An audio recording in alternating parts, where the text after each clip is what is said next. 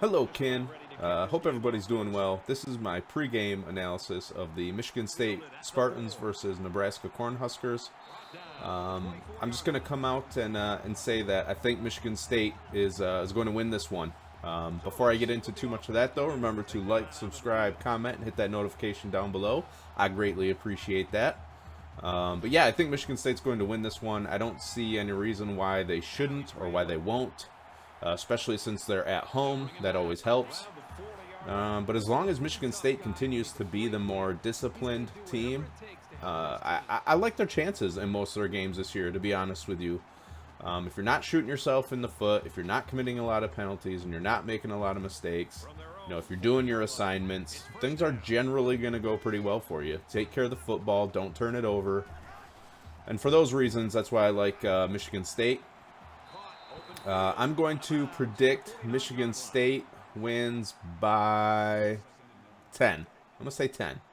I think Nebraska is a better team than the one that we saw against Illinois in the opener. I think they have improved quite a bit since then, but I still don't think they're good enough to come in and upset the Spartans at Spartan Stadium. So, things I want to see from Michigan State. Peyton Thorne, just continue to do what you're doing. Continue to make the right reads. Continue to take care of the football. Know when to run, when to pass. His timing's been really, really good. So let's just see more of that. Just keep building on that, and he's going to have a great season. Receivers, same thing. Just continue to do what you're doing. What you're doing is working. Don't feel like you need to change it now. I would like to see maybe a little bit more consistency out of a Naylor, but that's just a minor thing. It's not like he hasn't made plays. He has. I just feel like he kind of gets lost in the mix sometimes.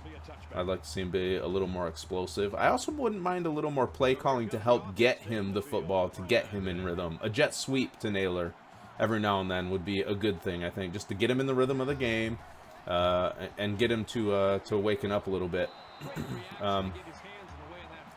Running backs, obviously, continue to ride Kenneth Walker, but not, what am I trying to say here? Not to the point that you're going to wear out his legs. You are going to want him all season, and your backups are capable. So I'm not saying only play Kenneth Walker, but obviously your defense or your offense starts and ends with Kenneth Walker. If he's running the football well, which he has so far, everything else is going to be gravy. So just continue to do that. Kenneth Walker's vision has been amazing. I don't really have any pointers for the running backs other than to just keep doing what you're doing. I think you're going to hear that a lot today. The Spartans have looked pretty good so far. There's not really a lot I can point to where I have major concerns. I will touch on a few as I go through the position groups. But for the skill positions on offense especially, it's just keep doing what you're doing. It's working. You're getting big plays, you're getting explosive plays, you're grinding out long drives when needed. Just everything's clicking right now. Offensive line doing really good. Continue to run block the way you are, and again, your season's probably going to go pretty well. One thing I do want to point out about the offensive line that has been a concern so far is picking up the pass rush, especially the blitz. I feel like there's been some communication errors where blitzers are coming free because the offensive line isn't calling the right adjustment to account for that. I don't know if that starts with Peyton Thorne is supposed to call out a blitz if he sees it, or if it starts with the offensive line. Sometimes that can vary a little bit. But whatever the issue is, it's got to be cleaned up. There are issues there. Peyton Thorne was hit way too much against Miami, so let's clean that up. Definitely want to clean that up. I will say, if Michigan State allows Nebraska's defense to get pressure and hits on Peyton Thorne, then we have a legitimate concern on our pass blocking communication. That's just unacceptable. Nebraska's defense, in my opinion, is not that good. And you should be able, as an offensive line, to keep Peyton Thorne pretty clean in this one. And if they can't, then I'm going to say it's time to start raising some alarms because there's concern there. But I don't expect that to happen. I think they'll continue to get better, especially as the season goes on. And again, Nebraska's defense isn't that great.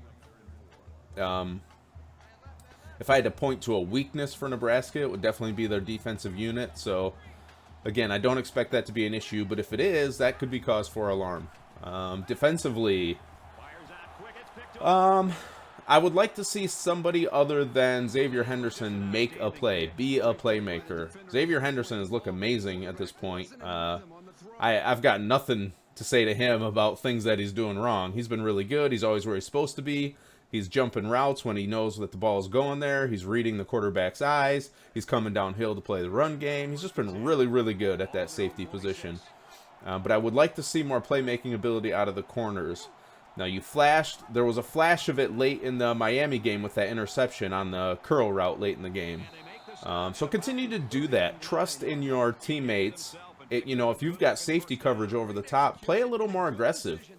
Jump some routes. Take some chances. Worst case scenario, that guy makes the catch and hopefully your safety will tackle him. They get a gain. You reset for the next down. But the turnovers in football are so huge and so crucial. I would really like to see Michigan State's corners and linebackers try to jump into more passing lanes, try to get some more turnovers, force some fumbles. All of that kind of stuff is very impactful on any game. Turnovers. It's a big no-no for the offense, and it's a huge boon for the defense. So try to create more of those. Defensive line continue to wreak havoc on the offenses. The pass rush has been pretty good out of the front four. The run stopping has been really good. So if they continue to play well in the trenches, that allows the rest of your defense to look good as well, because now they're not having blockers get out on them.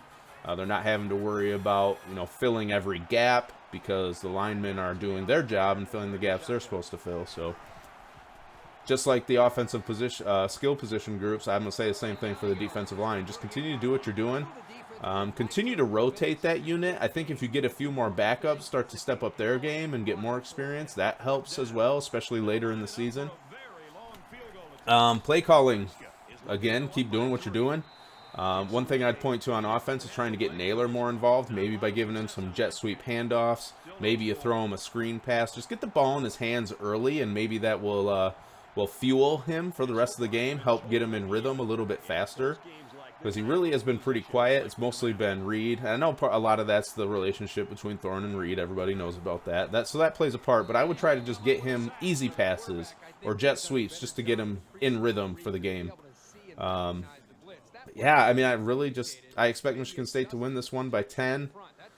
I almost went even more than that. I don't think this one's going to be incredibly close. I think Nebraska might close the gap to a one-score game occasionally, but by the end of this thing, I don't expect it to be overly close. I could see Michigan State winning by even more than 10 if they close out as strong as they did against Miami. So another thing to watch out for. If they have another solid, strong fourth quarter, then I expect an even larger gap, a margin of victory. And I'm going to predict that Peyton Thorne has another 4 passing touchdown game. I think he's looking really good. He's feeling good. He's in rhythm with his wideouts. And I don't expect Nebraska to be able to shut down Michigan State's run game, but I expect them to throw everything they have at it, which means Reed and Naylor are going to have more one-on-one matchups.